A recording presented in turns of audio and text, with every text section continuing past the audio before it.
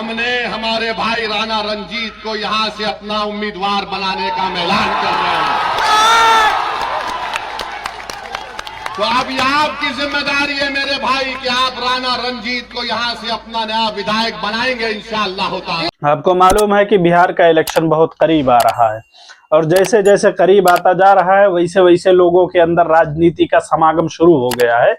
लोग इस तरह से अपने आप को पेश कर रहे हैं लोगों की नजर में, जैसे लगता है उनसे बड़ा नेता कोई है ही नहीं है, उनसे बड़ा दयालु कोई है नहीं। अभी सोचिए कि जो एमआईएम के नेता चले गए थे आरजेडी में, वो भी जो है उसी जगह पर आकर के फिर से वोट मांग रहे हैं और बड़ी बड़ी जो है बातें बता रहे हैं कि हम 200 रोड 300 रोड बनवा देंगे। चलिए ठीक है, अच्छी बात है, लेकिन सोचने वाली बात यह है कि ढाका से एमआईएम के प्रत्याशी हैं रंजीत राणा जी, वो इस बात को लेकर के बहुत ज्यादा परेशान थे कि जो बिहार का युवा है, जो बिहार के ये मजदूर टाइप लोग हैं, जो बिहार के लोग मजदूरी करते हैं, जैसे जाकर के जो युवा है बिहार का वो जाकर के कहीं गुजरात में, कहीं जो है दिल्ली में, कहीं मुंबई में काम करता है, तो उसको जो है कैसे बिहार लाया जाए, कैसे जो है उसकी फैक्ट्रियां बिहार में लेकर के आई जाएं, कैसे उसको जो है बिहार के रास्ते पर, बिहार के जो बिहार में कमाए बिहार में खर्च करे, इस पे कैसे काम किया जाए। तो इस वजह से जो है रंजीत राणा पहुंच गए मुंबई और मुंबई में जो है जो एमआईएम का दफ्तर है वहां गए, वहां लोगों से मिले, उनका वेलकम हुआ, तमाम तरह की गतिविधियां और बहुत सारी चीजें हुई। ये तो हो गई उत्तर प्रदेश बिहार की न्यूज, बिहार का मामला वहां पे शुरू है। लेकिन उत्तर प्रदेश में मामला ऐसा हो गया है कि जैसे लगता है कि अब राजनीति एकदम आसमानों को छू रही है। हालांकि इलेक्शन नहीं है, इलेक्शन तो बिहार में आने वाला है, लेकिन बिहार में आने से इलेक्शन ये हो गया है मामला कि बिहार में हिंदू मुस्लिम हो नहीं रहा था, तो वो यूपी में हुआ है। बिहार में तो जितनी भी पार्टियां हैं वो अपने मतलब जैसे एक कांग्रेस है, आरजेडी है, एमआईएम है, इनको हिंदू मुस्लिम करने की जरूरत नहीं है, एक ही है जो कि वहां पे हो नहीं पा रहा था। तो फिर वो हुआ यूपी में।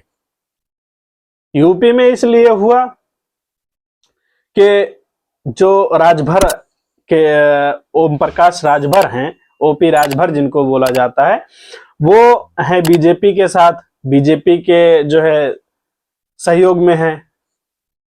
तो वो मतलब एक सोची समझी साजिश के तहत ऐसा प्रोपेगेंडा खड़ा किया है कि जैसे लगता है कि अब जो है हिंदू मुसलमान का ऐसा टकराव होगा, ऐसा टकराव होगा कि या तो कोई एक ही बचेगा। हालांकि ऐसा कुछ होगा नहीं, जहां अभी थोड़े दिन 2-3 दिन के बाद मामला खत्म हो जाएगा, ये आपको भी मालूम है, हमको भी मालूम है। लेकिन इस मामले को इतना बढ़ाया जा रहा है कि जैसे लगता है कि कोई बड़ा तूफान आ गया हो। निश्चित है कि कल, आज क्या, कल आज तैयारी हो रही है, आज शाम को मिलेंगे मुख्यमंत्री जी से और कल पूरे प्रदेश में इनके खिलाफ हम प्रदर्शन करेंगे, शौकत अली के खिलाफ। ये पूरे हिंदुओं का अपमान है, उसके साथ साथ राजभर महाराजा सुहेलदेव जी का तो जो अपमान किया ही है, मुख्यमंत्री जी का अपमान है। उन्होंने वहां उद्घाटन किया, प्रधानमंत्री को अपमानित करने वाला इसका बयान। और तीसरी तरफ यही 12 रबीउल अव्वल के दिन कानपुर में आई लव मोहम्मद का पोस्टर लगाने पर जो विरोध हुआ, जो वहां के लोगों ने एफआईआर दर्ज किया, उसको मुसलमानों ने 22 करोड़ हिंदुस्तान के मुसलमानों ने इस तरह अपने सीने पर उठाया, अपने माथे पर लगाया और फिर जो इस तरह से हैशटैग लगाया आई लव मोहम्मद के कि पूरी दुनिया देखती रह गई। वह रैंक करने लगा है वो आई लव मोहम्मद। लेकिन इसका पूरा मामला क्या है, इसमें जो है बहुत गहराई से जानना पड़ेगा। वहां के जो कानपुर के सैयद नगर के जो डीएसपी हैं, उनका बयान आता है, वो बयान देते हैं, कुछ इस तरह से बोलते हैं कि परंपरागत स्थान से अलग स्थान पर हट करके एक टेंट लगा दिया तथा उस पर आई लव मोहम्मद का एक बैनर लगा दिया गया, जिसका एक पक्ष के द्वारा विरोध किया गया था। उपरोक्त सूचना पर रावतपुर थाने की पुलिस जब पहुंची तो टेंट लगाने वालों के द्वारा भी पुलिस के सामने विरोध किया गया। बाद में दोनों पक्षों की सहमति से टेंट व आई लव मोहम्मद का बैनर, जो मामला था ये आई लव मोहम्मद के पोस्टर लगाने पर नहीं था, ये मामला था, इसका एफआईआर दर्ज हुआ है कि एक जैसे कोई एक खास जगह होती है जहां पे जो मंडप लगाते हैं, जुलूस के लिए जहाँ पे कुछ मंडप लगाते हैं, वहां पे आकर के जो जुलूस करने वाले लोग रहते हैं वहां आकर के रुकते हैं और फिर जो है जो उनका नात खानी या जो है कसीदे पढ़ना ये तमाम चीजें करते हैं। तो वो किसी दूसरी जगह पर लगा दिए थे, तो इस विवाद में जो है FIR कराया था। वो तो ये कह रहे हैं, लेकिन जो सोशल मीडिया पर चल रहा है कि आई लव मोहम्मद का बैनर लगा हुआ था उसको पुलिस वाले ने हटवाया और फिर जो है तमाम तरह की गतिविधियां हुई। लेकिन इसको एक चीज और आप जान लीजिए, ठीक है आपको मोहब्बत होगी या नहीं होगी, हमें भी मोहम्मद से मोहब्बत है, मैं भी आई लव मोहम्मद कहता हूं। और 22 करोड़ हिंदुस्तान के मुसलमान, बच्चा हो बड़ा हो बूढ़ा हो, उसका ईमान ही नहीं कामिल होगा, कि उसका ईमान ही नहीं पूरा होगा, वो मुसलमान ही नहीं होगा कि जब तक वो ये ना कहे कि हमारा धन दौलत माल आल औलाद सब कुछ मोहम्मद पे कुर्बान है, तब तक उसका ईमान ही नहीं मुकम्मल होगा। तो आप सोच रहे हो कि जो है आई लव मोहम्मद से का पोस्टर हटवाने से हमारा दीन कमजोर हो जाएगा, हमारी मोहब्बत कमजोर हो जाएगी। गलतफहमी में जी रहे हैं जनाब। मोहम्मद के नाम पर मरने वाले अभी कम नहीं हुए हैं, देख लीजिए। मोहम्मद सल्लल्लाहु अलैहि वसल्लम का भी जो है इतना ओहदा कम नहीं हुआ है कि लोग जो है उनके पोस्टर के लिए परेशान होंगे। आज जाके देख लो, हिंदुस्तान में जगह जगह लिखा हुआ है। तुमने एक पोस्टर हटाया था, आज देखो जगह जगह आई लव मोहम्मद का पोस्टर लगा हुआ नजर आता है, चाहे जिस तरफ जाओ। और फिर उत्तर प्रदेश का कानपुर में जो इसका माहौल बनाया है, ये भी जो है सोचने वाली बात है।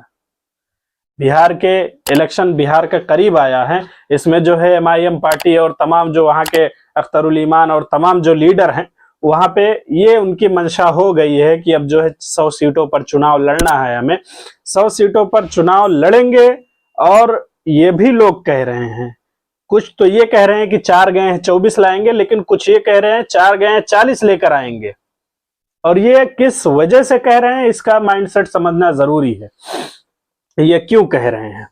क्योंकि बिहार के अंदर जहां पर जो मुसलमान एरिया ज्यादा है, जो मुसलमान की पकड़, जहां पर जो नेता जो कैंडिडेट खड़े करेंगे, उनका जो कस्बा है जहां पे उनकी पकड़ अच्छी है, वो 100 सीटों पर अगर उतारते हैं तो 47 जगह पे ऐसा है कि जहां पे मुस्लिम वोट 40% मुस्लिम वोट है। 40% ऐसे वोट हैं जो जिस कैंडिडेट को खड़ा कर रहे हैं उसके चाहने वाले हैं। तो सोचिए, अगर 40% वही हो गया, 100 में से अगर 40% एक पर्सन को मिल रहा है, तो दूसरे अगर RJD के वहां रहते हैं तो 40% या 30% मान के चलो, 20% मान लो।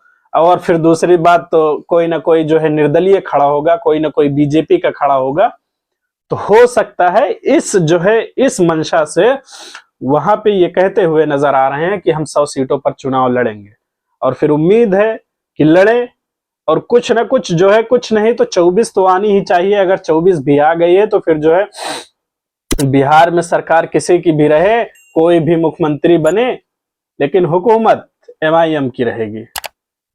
तरक्की बिहार की होगी, बिहार के लोगों की होगी। जो बिहार कभी गुजरात जाते हैं उनको मारा जाता है, कभी जो है महाराष्ट्र में महाराष्ट्रियन भाषा ना बोलने पर उनको मारा जाता है। ये यूपी वालों के लिए भी है।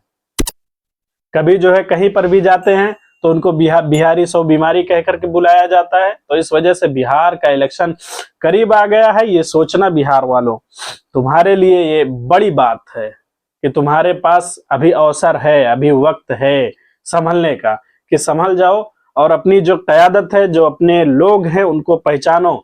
ऐसे लोगों को मत अपने पास बैठने दो, ऐसे लोगों को मत अपने पास आने दो कि जिसकी वजह से वो आज कुछ बने हैं उसको धोखा देकर के दूसरे के पास चले जाएं। तो सोचना कि तुम्हारे साथ क्या करेंगे। वही है ना कि हम इनके लिए सब कुछ किए और जब मौका पड़ा, हमें जरूरत पड़ी, तब जो है हमें छोड़ के निकल लिए।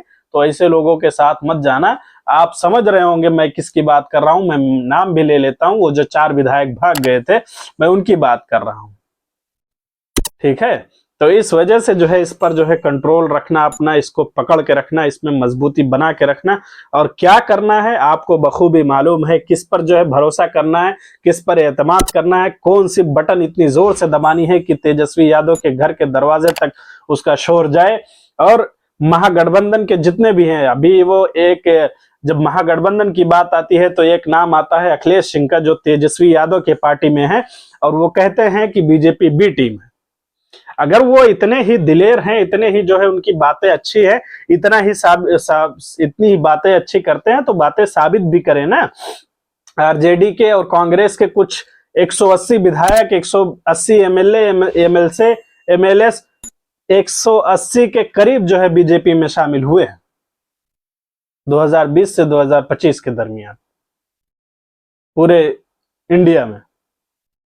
तो आप हमें मत जो है क्या बोलते हैं, एमआईएम को मत देशभक्ति और जो है बी टीम का वो मत सिखाइए, ठीक है ना। मैं अखिलेश सिंह को भी यही कहूंगा कि आप जो है अपने तक रखिए इन सारी बातों का।